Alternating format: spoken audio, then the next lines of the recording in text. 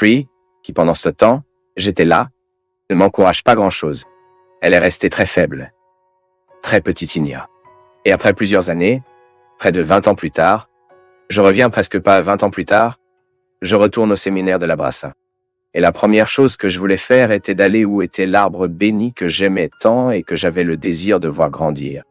Et quelle a été ma surprise? Cet arbre était énorme, beau. J'étais tellement ravi d'une chose un peu stupide que j'ai tellement parlé à mon cœur, car dans cet arbre, j'ai identifié précisément cette patience que nous devons avoir avec le temps d'attendre. Ce que j'espère, que ce soit un grand arbre voyant. Mais j'ai besoin de comprendre qu'elle a un processus. La vie est comme ça, mon peuple.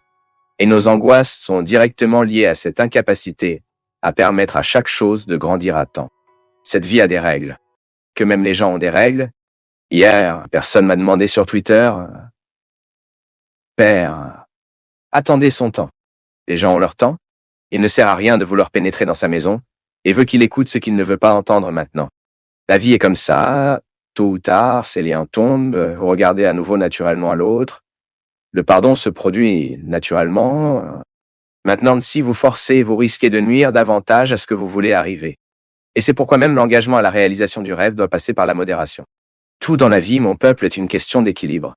Il y a cette chanson que Leila Pineiro chante, non? Tout est une question de moment. Puis elle parle, gardant la colonne vertébrale droite, le cœur silencieux. La chanson qu'elle chante parle précisément de cela. Le besoin que vous avez pour garder la plombe, pour maintenir l'équilibre, que vous dosez bien le passé, le présent et l'avenir. Pour que vous vivez bien.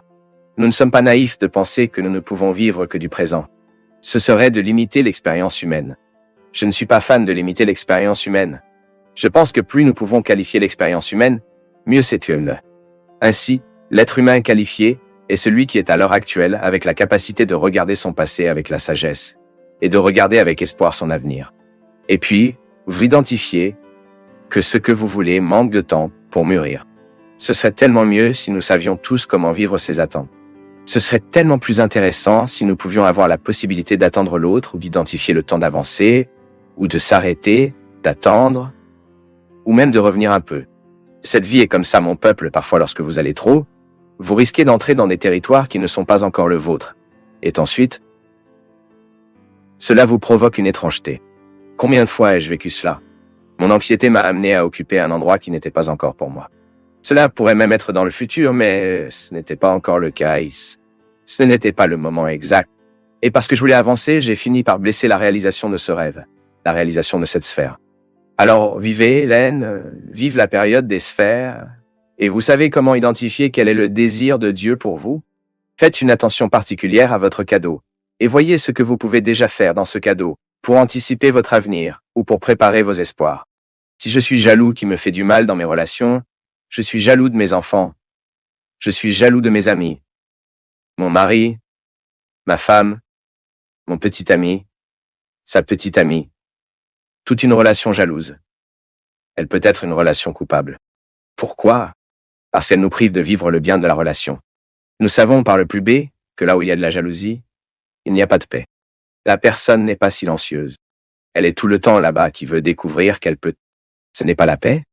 Le bien de la relation est lorsque vous établissez une relation de confiance. J'ai toujours eu ça avec ma mère, par exemple. Je n'ai jamais regardé ma jalousie chez ma mère, depuis le petit garçon. Et je trouve beau qu'elle ait une grande générosité qui la rend heureuse chaque fois qu'elle voit quelqu'un qui m'aime et prend soin de moi. Contrairement à certaines mères, qui a vraiment peur de penser que quelqu'un peut faire pour son fils ce qu'elle ne fait pas. C'est l'égoïsme. C'est donc un péché. Ma jalousie peut faire de moi une personne égoïste.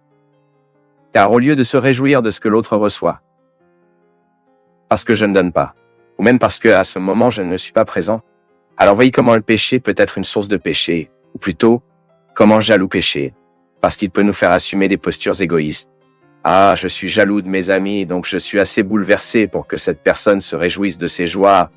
Heureux qu'elle ait d'autres amis au-delà de moi. Heureuse qu'elle soit capable de célébrer la vie avec d'autres personnes et je continue d'avoir ma place. Donc, à cause de la jalousie, nous construisons une maison de péché.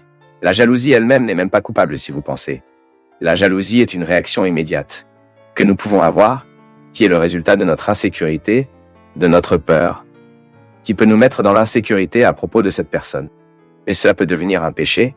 Soudain, je suis jaloux de mon ami avec cette autre personne. Qu'est-ce que je vais faire? Je vais améliorer cette autre personne pour se sentir à l'aise avec la jalousie que j'ai, donc je pense que j'ai raison. Je vais commencer à mettre cette personne dans une perspective diabolique. Oh, pourquoi? Je suis jaloux de mon ami, donc je vais diable les autres amis, inventer des histoires pour dire que cette personne l'a fait, a fait ça, tout cela parce que nous voulons déchirer notre ami de cette nouvelle amitié.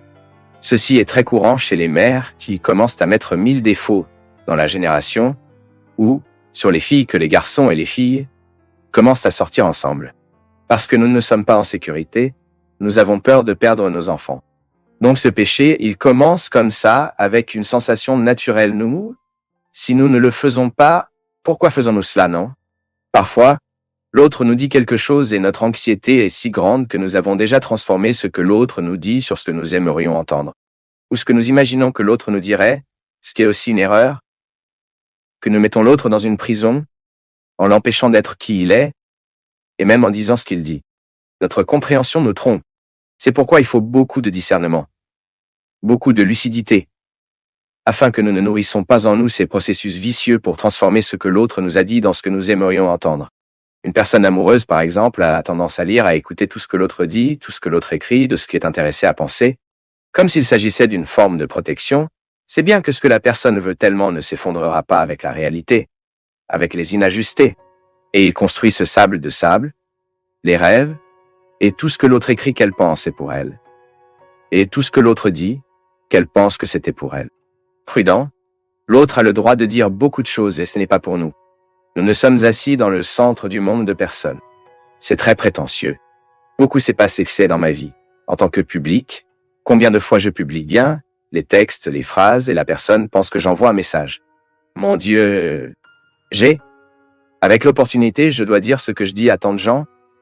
Moi qui apprécie tellement de dire la vérité à ceux qui ont besoin d'entendre, ce qui peut arriver, c'est que, selon un fait, à la suite de cet événement, j'ai été bouleversé et réfléchi. J'écris un peu plus tard. Je n'aime même pas écrire trop près de l'événement afin de ne pas donner cette impression. Mais non. L'autre a le droit de savoir de la manière la plus directe. Donc, tout ce que nous devons dire, nous devons dire. Mais alors arrêtons d'imaginer que l'autre dit ceci ou cela. Laissez la parole nous dire la vérité. Seulement la vérité. Rien de plus que la vérité.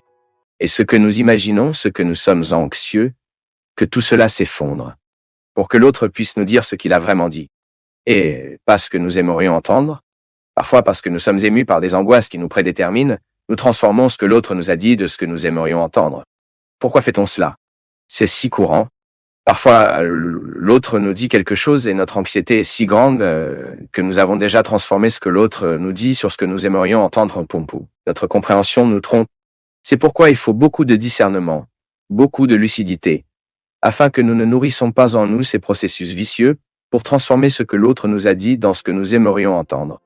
Une personne amoureuse, par exemple, a tendance à lire, à écouter tout ce que l'autre dit, tout ce que l'autre écrit, de ce qui est intéressé à penser. Comme s'il s'agissait d'une forme de protection, bien, de sorte que ce que la personne veut tant ne s'effondrera pas avec la réalité et construit ce château de sable, les rêves et tout ce que l'autre écrit qu'elle pense pour elle et tout ce que l'autre dit qu'elle pense, c'était pour elle. Prudent. L'autre a le droit de dire beaucoup de choses et ce n'est pas pour nous. Nous ne sommes assis dans le centre du monde de personne. C'est très prétentieux. Cela s'est beaucoup produit dans ma vie. Être un homme public, combien de fois ai-je publié, non? Texte, phrase. Oh mon Dieu. Moi avec... Ce qui peut arriver, c'est que, selon un fait, à la suite de cet événement, j'ai été bouleversé et réfléchi. J'écris un peu plus tard. Je n'aime même pas écrire trop près de l'événement afin de ne pas donner cette impression. Mais non. Vous avez le droit de savoir de la manière la plus directe. Donc, tout ce que nous devons dire, nous devons dire. Arrêtons d'imaginer que l'autre dit ceci ou cela. Laissez-nous nous dire la vérité. Seulement la vérité. Rien de plus que la vérité. Et que nous imaginons, parce que nous sommes impatients, que tout cela s'effondre afin que l'autre puisse nous dire ce qu'il a vraiment dit, et non ce que nous aimerions entendre. Parce que nous avons tellement d'anxiété et parce que nous craignons même d'attendre. Les gars, l'attente est sans aucun doute un moment de la vie où nous risquons de penser que nous ne vivons pas. Lequel est, comme je l'ai dit là-bas, l'attente qu'elle contextualise entre le passé et le futur, n'est-ce pas? Parce que je suis ici à un moment présent, mais mon cœur est en train d'attendre. Comment puis-je faire ces attentes en ma faveur? Comment puis-je vivre le moment présent? Plein de situations qui me font attendre et qui me font perdre le lien avec l'histoire, avec le moment présent. C'est précisément le moment où je commence à travailler sur ce que j'attends. Cela peut sembler étrange que non. Comment est-ce que je vais construire l'attente? Comment vais-je travailler sur ce que j'espère? Je regarde ce que j'attends et je découvre ce que j'espère peut être fait aujourd'hui. Parce que le bonheur ne tombe pas du ciel. Ce n'est pas comme ça. N'est-ce pas ainsi que nous avons appris dès le plus jeune âge? Que si nous voulons être heureux, devons-nous courir après? Donc chaque jour, ce que nous attendons peut commencer par un geste. Quelque chose que vous pouvez aider à réaliser les espoirs. Et je sais que dans la langue mystique et religieuse, nous nous attendons souvent. Nous disons que « j'espère en Dieu ». À la musique d'Eliana Ribeiro, « Attendez dans le Seigneur ». Comment attendons-nous dans le Seigneur? Réalisant dans ma vie maintenant ce que Dieu me donne pour que je puisse accomplir. Drôle, je donne cela comme un de mes témoignages. Je ne suis jamais allé courir loin derrière les choses. Mais je savais comment profiter de chaque opportunité qui m'a été donnée. Bien sûr, suis-je anxieux? Je suis naturellement anxieux. Si je le pouvais, je voulais que les arbres de ma maison soient toute la taille de ce studio ici, 10 mètres de haut. J'ai du mal à en planter un. Aujourd'hui, j'étais sur Internet. J'ai tapé comme ça sur Google. Des arbres qui poussent rapidement. Et après avoir tapé, je riais seul. J'ai découvert un arbre, Christian, qui atteint 6 mètres de haut en un an. N'est-ce pas merveilleux? C'est la solution pour mon problème. Parce que j'aime l'arbre. Et si je le pouvais, je remette le monde. Chaque endroit que je vois des arbres coupés, j'ai du soleil. Je souffre. Et puis, je riais de mon anxiété de vouloir que les arbres poussent rapidement. Je me demandais, mon Dieu dans le ciel, et cet arbre béni qui grandit rapidement? J'ai vu que ce n'est que pour le reboisement. Puis-je en avoir un dans ma maison? Cela ne créera-t-il pas ces racines dangereuses qui briseront la maison de tout le quartier? Ensuite, je suis resté là dans mon anxiété de vouloir des arbres adultes autour de moi, parce que j'ai besoin de verre. J'ai besoin de vie à mes côtés. C'est pourquoi j'aime cette vie rurale. Je suis moderne, je suis contemporain, vivant dans la ville, mais j'avoue que j'aime les champs. Et puis j'étais là pour faire face à mon anxiété et à ma pensée, mon Dieu. Mais comment pouvons-nous réconcilier ce que nous voulons avec ce que nous avons déjà? Et puis nous passons, alors nous devons entrer dans le contexte de la miséricorde. J'ai besoin de patience avec d'autres créatures qui n'ont pas la même vitesse que mon rêve. Et cette adaptation est une question de maturité. Mon peuple, nous ne l'obtenons pas du jour au lendemain, mais ce doit être un exercice quotidien. J'ai besoin de tout le temps pour regarder mes petits arbres là-bas et croire qu'ils grandiront. L'autre jour, j'ai même eu une grande joie. Quand j'étais séminariste, j'ai planté un arbre au séminaire de Lavras. Et pendant les 3 années que j'y ai vécu dans des lavras, j'ai arrosé cet arbre religieusement. J'ai toujours donné un moyen d'aller là-bas. J'ai connecté un tuyau, juste elle, les autres non. Pourquoi ai-je identifié? Le fait que mon arbre, celui que j'ai pris le goût, que j'avais une identification avec elle, était la fragile de toutes. Et puis je regardais cet arbre comme une personne qui avait besoin. Parce que j'étais toujours un peu fou comme ça. Je m'ai même dit que j'avais déjà trouvé Combi une voiture triste, que mon père avait une camionnette, celle des yeux tristes, que je lui ai parlé, ce que je lui ai expliqué qu'elle était plus laide que l'autre, qui avait les yeux plus ouverts. Il dit qu'elle était très spéciale pour nous, donc j'étais toujours un peu folle. Je parlais aux voitures que mon père avait, je pensais qu'il comprenait tout ce que je disais, donc j'avais déjà cette habitude de penser qu'il y avait une sensibilité là-bas. Alors il a dit, regardez, vous êtes plus faible que les autres, mais je pense que cela fonctionnera. Vous grandissez, vous aurez l'air magnifique et j'apporte l'eau ici pour vous aider. Ma posture a été pendant près de 3 ans, en prenant soin et en regardant toujours ça.